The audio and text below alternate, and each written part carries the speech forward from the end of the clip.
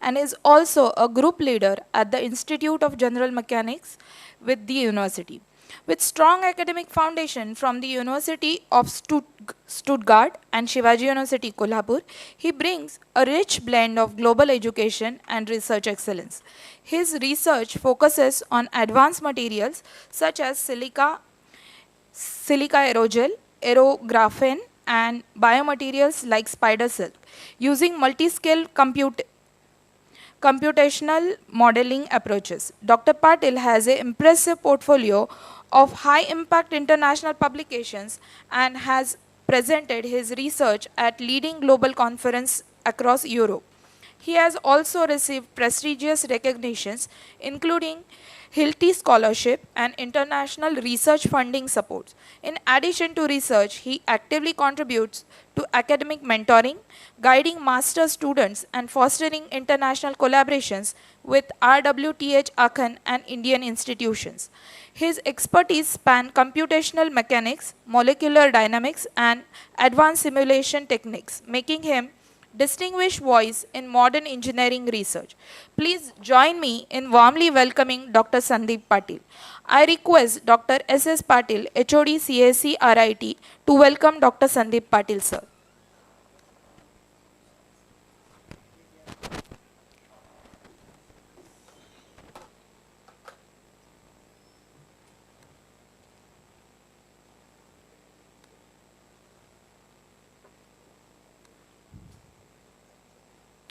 I also request to share token of appreciation from RGCS Consultancy.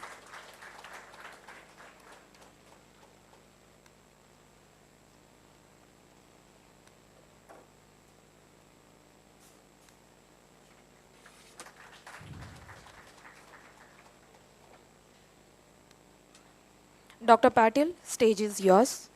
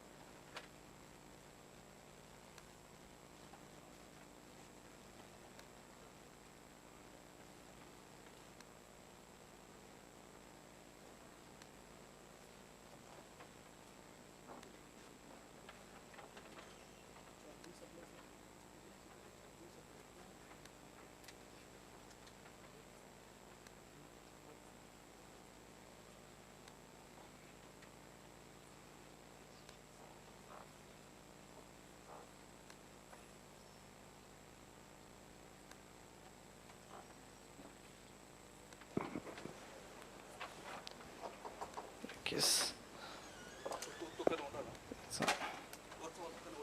से कर दो बख्शिश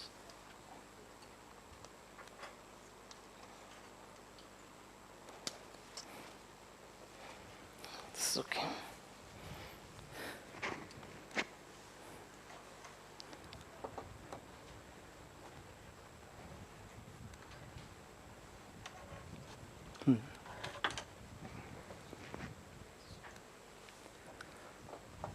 Very good morning. Very good morning. Okay, that's good. Good morning, sir. Yeah, first of all, thank you very much to the organizer of IG Smart for inviting me. Thanks to Kodole sir for kind invitation. Today I'm going to talk about the multi-scale modeling. I know it's too much technical things, but I will try to make it interactive, and I will try to make it not too much technical stuff into it. But before I start my topic, I would like to give the brief introduction about my university. So I'm coming from RWTH Aachen University. So Aachen University is one of the best university in Europe for engineering and technology. So if you look at the QS World Ranking 2026, RWTH is standing 23rd for engineering and technology according to QS ranking. And if you look at the Workshop Oka, it's one of the famous financial journal in Europe. It is standing first for the industrial engineering and second for the mechanical engineering. So therefore, if you are talking about the engineering and technology, RWTH is the first one in Germany. And for the computer science and data science, it's also standing really good into the rankings. It is also part of the TU9. So you know TU9 is like we know old 7 IITs from India as well as Ivy League in Europe, in USA. Like the similar way, we do have a TU9 in Germany. So top technical 9 universities of Germany. It is also part of the Idea League. So top 5 leading universities of the Europe, it is also part of it. And also, of course, we do have a strong collaboration with the different universities. And I would be happy to mention that we do have a collaboration with the RIT also, through which we initiated some student exchange program, and as well as we are planning to have some joint collaborations also in the coming days. So just to give the numbers, we do have more than 47,000 students. Of course, this sounds not that great, but if you compare with the European universities and as well as US university, this is one of the biggest institute or university in the whole Europe. And if you look at the international students, we do have more than 12,000 students are international students. That means almost 25% students are international students, and they are coming from 138 countries. So you can see the immense diversity in the class wherever you go. Also, we do have more than 10,000 staff and 10,000 publications every year. Interesting thing is, we do have budget of 1.1 billion euros. So you can imagine, university has a 1.1 billion euros budget, and out of that, 50% is coming from the industry. So therefore, we do have very strong industry academia collaborations. So where is exactly Aachen? Aachen is at the center of the whole Europe. So it is pretty close. It's on the border of Belgium, Netherlands, but it's in Germany. So you can see the northwest part of Germany. From Aachen, all cities are pretty close. So you can name it like Rotterdam, Amsterdam, then Brussels. They are pretty close to Aachen. Do you know King Charlemagne? Anybody is interested in history? So the king who ruled the whole Europe for the longest time, he was staying in Aachen.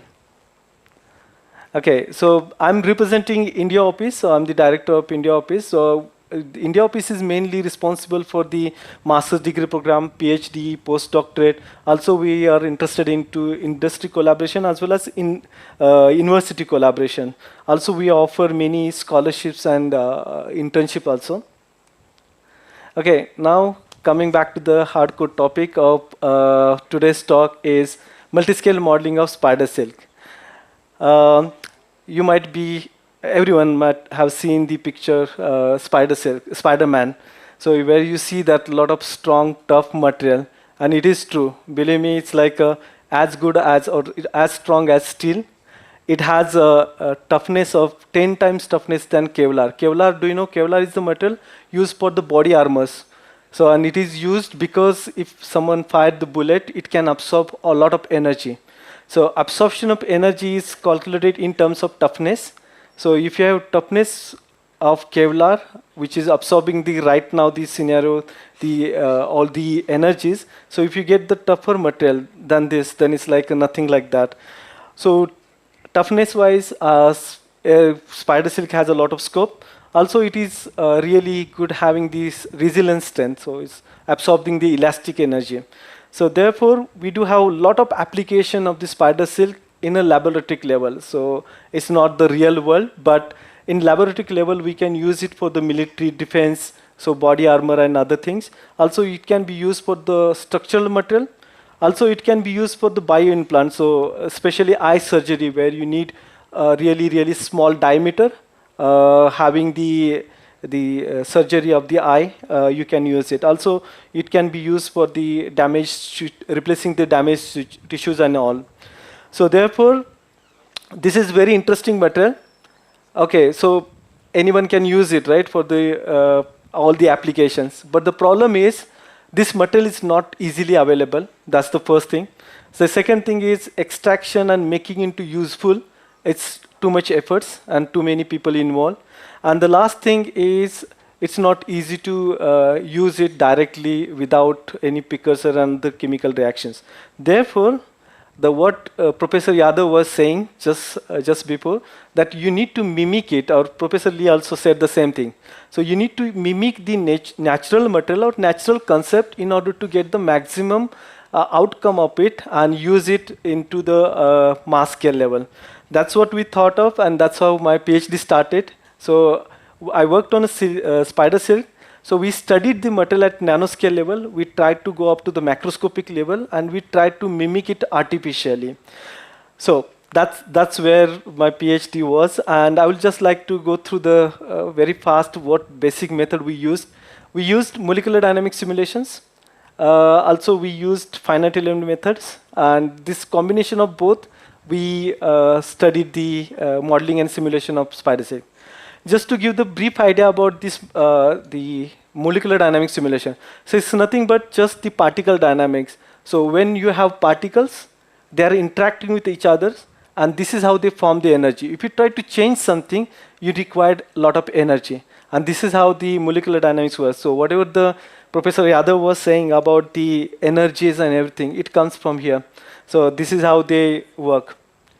I don't want to go into the details with the bonded, non-bonded, and what kind of potentials. But before using any material, methods or concept, you need to understand the limitation of the same.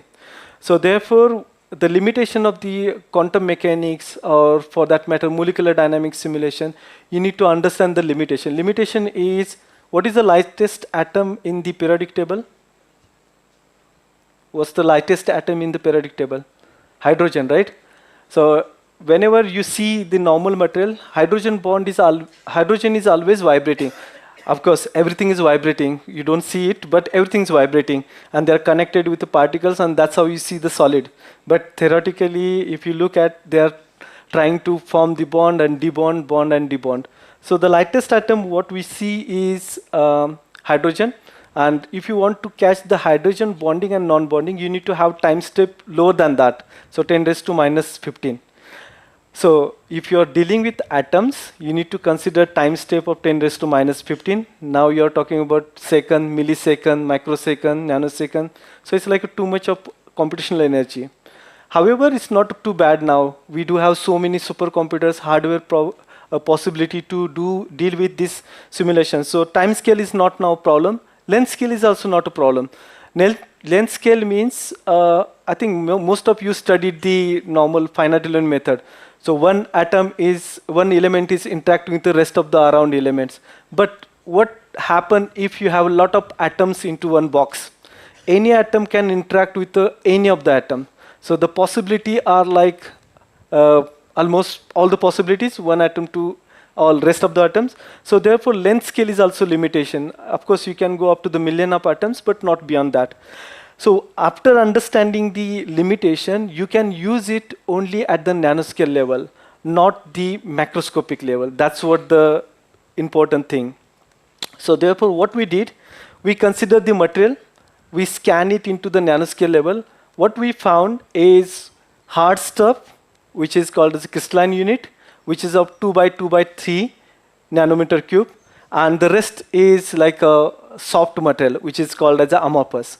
So you can imagine having one cylinder, lot of spaghetti, and that in that spaghetti you can have a hard stone, and the spaghetti is going through that hard stone.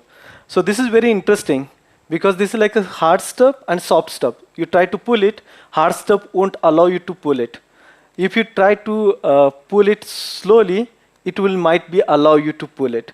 So this is viscous nature, as well as with a strong and soft part. It makes this material very interesting. So that means there are 3 mechanisms possible. One is stiff part, one is soft part, and their interactions. So this is how we did it. I don't want to go with the numbers, but I just wanted to give you the concept that lot of hard material, we put it together and we try to pull it with the different strings. And what we found is, whatever you make the changes at nanoscale level, you see at the spider web level. So this is very interesting. That means you can do the changes at nanoscale level and you see the microscopic effect. So that's what we did it. We studied the crystalline unit, tried to mimic it and make it into finite element method. Similarly, we did for the spaghetti, let's say, or amorphous space. We tried to pull it, tried to see the mechanical properties, and we tried to mimic it with mechanical properties at finite element method. Similarly, there is third mechanism is missing, this like hard part and soft part interaction, and that's what we did it. And we published all the articles in the different journals on the different topic, and ultimately what we got is complete spider fiber. After getting the spider fiber, we did a lot of testing, and then we found that these are the mechanical properties.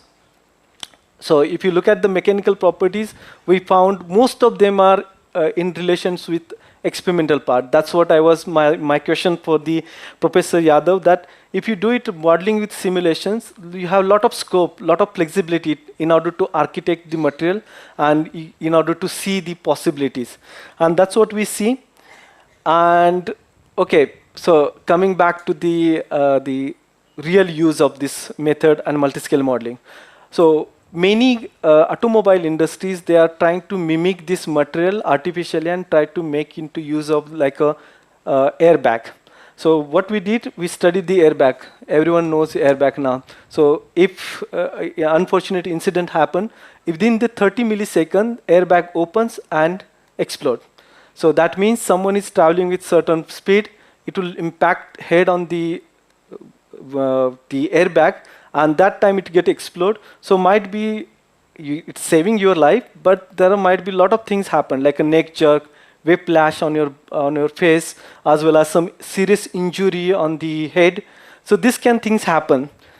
Okay, in order to calculate this kind of risk, we are generally using the HIC, head injury criteria.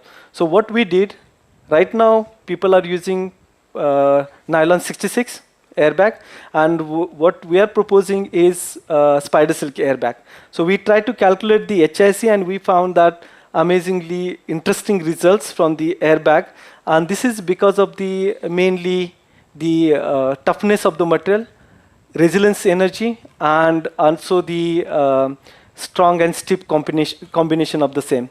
One of our institute, Textile Institute from Germany, from Aachen, they are working on the fabric material of the airbag. So this is what I did it. I started with a nanoscale level, then we did the full spider web, and then we did the airbag. So this is how the complete picture is. And now the experimental formation of the fabric material and testing is going on. But theoretically, we have done the complete circle of the starting with nanoscale to the end use of airbag. Okay, so I think from morning you heard about the silica aerogel, carbon aerogel, graphene aerogel. I also worked in the similar area. We do have really good publications, and we do have the collaborations with the South Korean partner, now Japanese partner, and then some of the partners from the UK.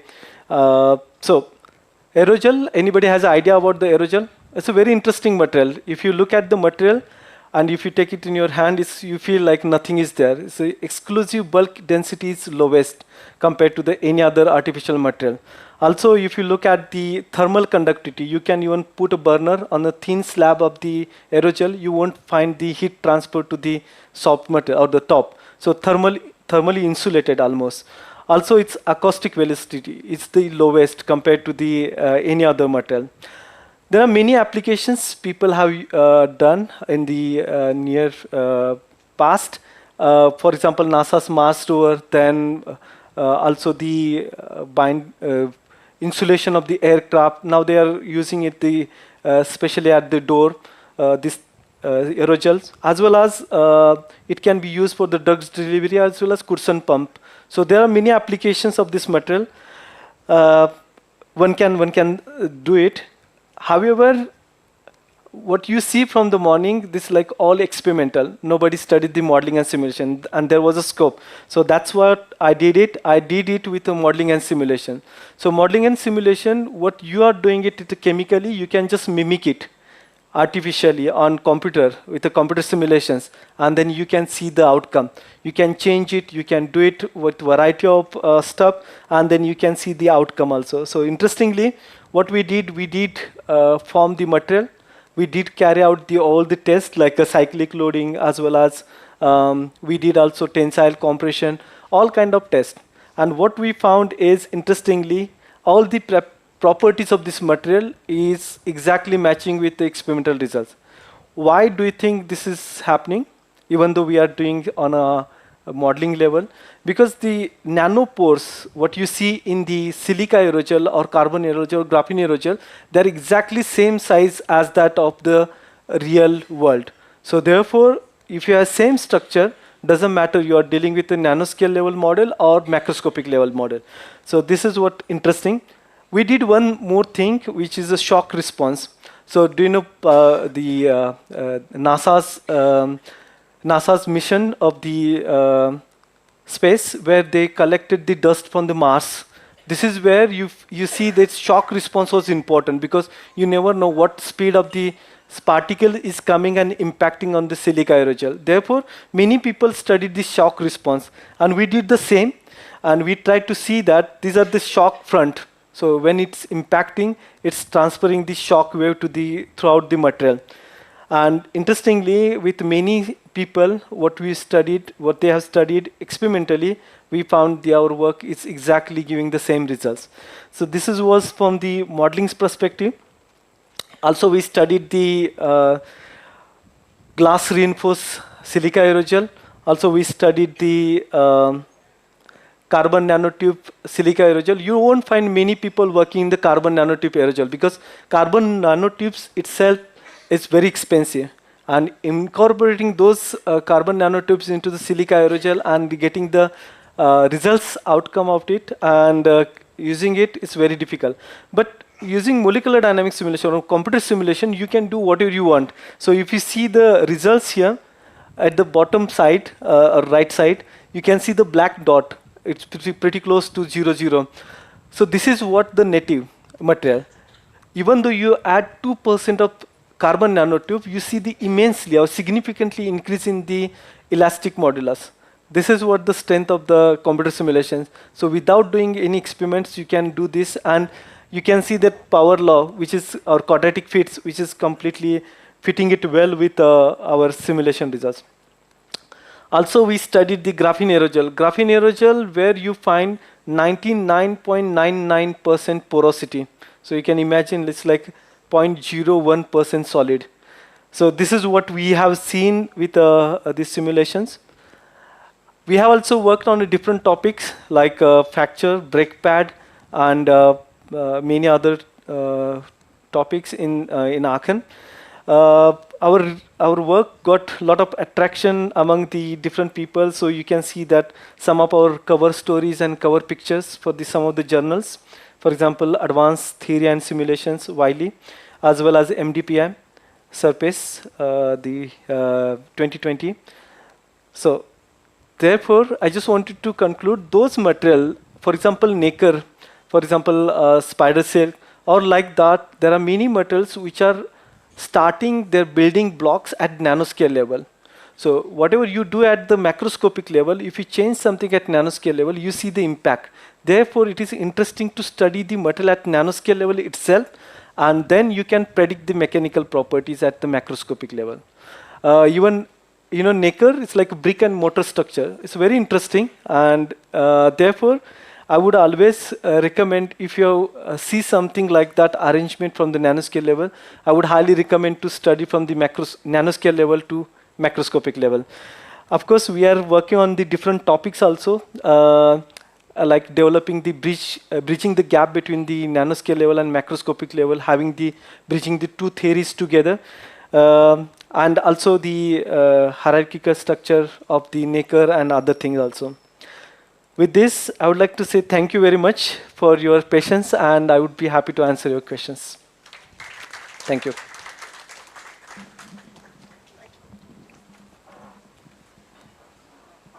Thank you, Dr. Patil, for sharing insightful research on nanomaterial.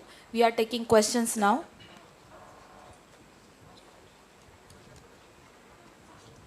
Yes.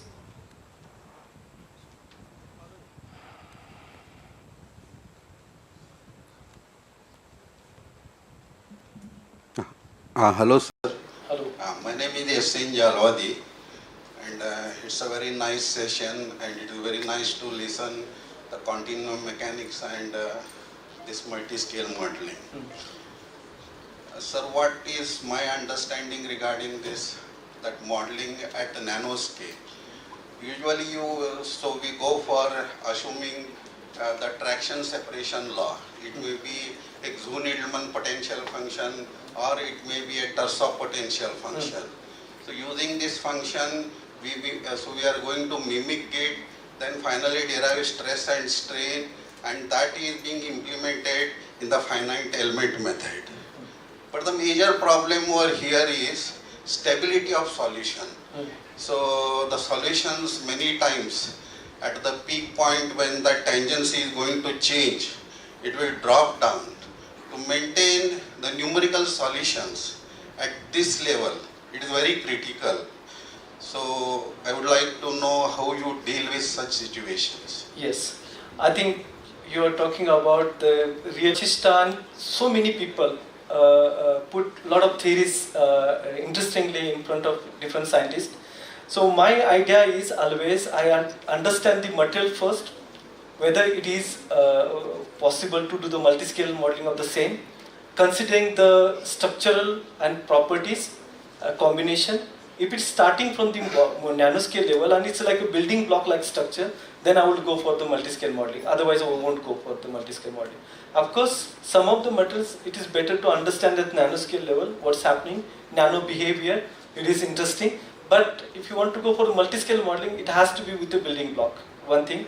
And second thing is there are certain fields, force field, which are made for the specific properties. So if you want to go for the, let's say, material science, I will always go with silica aerogel, silica with only with Vashishta, not with any other field. TSOP, I will use it for the carbon nanotube. Now Erebo is another advanced one, which is nullifying the art effect what used to be in the TSOP. So this advanced field, you can use it. Many of them are studied this specific force field for the specific properties or purposes. So once you understand that, then I think you can use the end use of that material, and then you can use the force field, respective force field of that. Also, we found something interesting into the calculation of the viscosity when I was dealing with the amorphous metal. This is where scale bridging was a problem. That time, Professor Roland Netz, he's from the Free University of Berlin, what he proposed that there are two types of viscosity, at nano and macro. So the bridging gap with a physics model. So that's what we did it with this one of the article, Biophysical Journal. So if you're interested, I'll send it to you. So this is a very interesting article for the bridging the gap between two viscosities. Especially at that critical point, most of our equations which were hyperbolic, they turn to be elliptical. Right. That makes a major problem for this numerical simulation. Right. Right. That gap is there for the sum of the material, like amorphous, as I said. I can send you the theory of the Roland Netz who proposed the scale bridging. Yes. Yeah, thank you, sir. I have one question now to you. Yes. It's related to textiles. I made a fabric from Nomex for a bulletproof jacket, which was very successful one. And then later on, I went for Kevlar fiber also, Interesting. getting it from DuPont, USA. So it was again successful. The initial modulus of that fiber is very good. But at the same time, spider silk, I saw one characteristic curve also of you. You have shown it. That the initial modulus is very high. So whether this can be used for the type of application, as I said, bulletproof fabric, because when the bullet impacts, extension property is very important, isn't it? And I think in this spider silk, the property also goes the similar lines. Can it be used in that? I think so. So theoretically, as Sir said, the energy between this curve. So whatever the block curve you see, the energy between this under this curve is nothing but toughness. So as you increasing the toughness, you will get the better properties for the impact against bullet. On the other hand, if you see the initial toughness, if it's extremely high, then it's not possible. But sir, interestingly, it's a time-dependent properties. So if you are really like having the high impact, this will be tough curve getting into the left direction. And if it's low impact, then it's going to right direction. But the yield region is very small. Compared with the long extension, it is very small. Therefore, it can be definitely used for the Kevlar. However, for airbag, we are making fibers in the institute, but not for the body armor yet. Still, I believe that high impact germ energy can be absorbed with the high toughness material that's going to be replace the existing ones, which is a Kevlar. And it is 10 times higher toughness. Thank you, sir. Yes. Dr. Sandeep, fantastic presentation. Thank you. Congratulations. You mentioned about aerogels. So I had used it very widely for thermal insertion purpose on positive temperature side for 500, 600 degrees centigrade, as well as for minus cryogenic. So in cryogenic, is there a, number one, the cost is very high, exorbitantly high. So is there any improvement on that front? And second thing, whatever shape of end product you design, like sheet, normally sheet, when we wrap it around the pipe, we need a lot of ancillary materials. These use sealants, because say the current scenario of LNG, minus 165 degrees centigrade, you can understand. I think the condensation and ice forming. Is there any improvement or any technique? Because all these materials came from Germany. So I hope you will have some answers for these practical issues on cost as well as on applicability. Right. Yeah, I think, sir, a very interesting question about the cost. Not yet improvement on the cost side. However, there are something, let's say, parallel solutions are going on. So just to give my first experience with the silica aerogel, sir. So I got a sample, I think 2016. I was at the lab, and then I just considered there's like a sample, okay. I just push it, and then it was broken. So this kind of fragile nature of the silica aerogel is. So one thing is, some of the research group, what they are trying to do is, they're trying to mimic the same structure artificially with additive manufacturing. Some of them are got like a limited success. So this is where you can get the really cost-effective product. This is one thing. But still now, they won't get any effective solution for if you compare with the cost. One thing. But with the DLR Cologne, as well as DLR Stuttgart, what they are trying to do it like they are trying to add the precursor in order to have the sheet-like structure. So you can bend it, but it won't broken. However, they are compromising on some of the mechanical or exclusive properties of the silica aerogel. If you want, I can connect one or two group leaders over there, and they are doing fantastic. Also, I can send you some publications in this direction. That will be really nice. We used it for hot insulation purpose in Reliance Industries, and believe me, with graphene. Okay.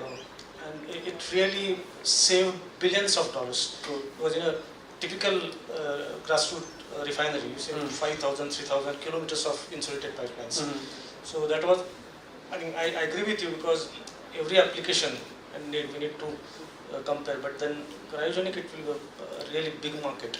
Right, definitely I will connect you with the right person. Thank you. Yes, thank you.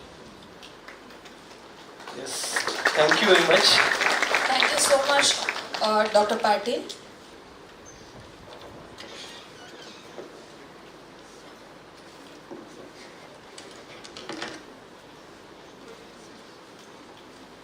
He earned his PhD in Applied Mechanics from National Taiwan University and has also been a visiting associate at the California Institute of Technology, USA. He is a distinguished professor from Tamkang University, Taiwan, with extensive experience in mechanical and electromechanical engineering. His research expertise includes micro-electromechanical systems, micro-aerials vehicle, and aerospace technologies. Dr. Yang has impressive academic record with over 200 publications, including 83 international journal papers and 120 conference papers.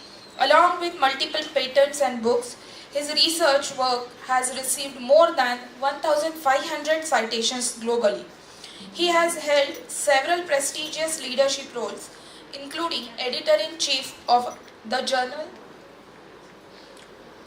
of Applied Science and Engineering and President of International Society of Intelligent Unmanned Systems. An IEEE senior member, he has received numerous awards and has guided several PhD scholars and postgraduate students across countries, including India. We are honored to have you, sir. Now I request Dr. K.S. Patil, HOD, Department of Management Studies, Rajaram Babu Institute of Technology, to felicitate Dr. Yang.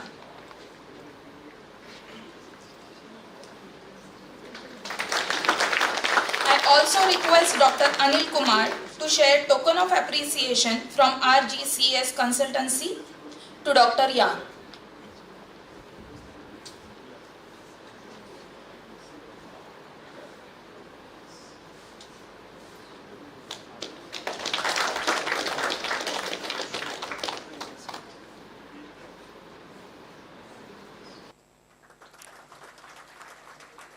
Dr. Yang is accompanied with his wife. I request Dr. K.S. Patil, sir, to please felicitate Mrs. Yang.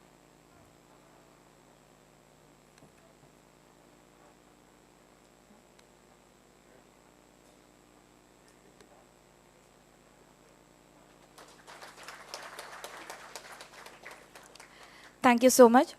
Sir, stage is yours.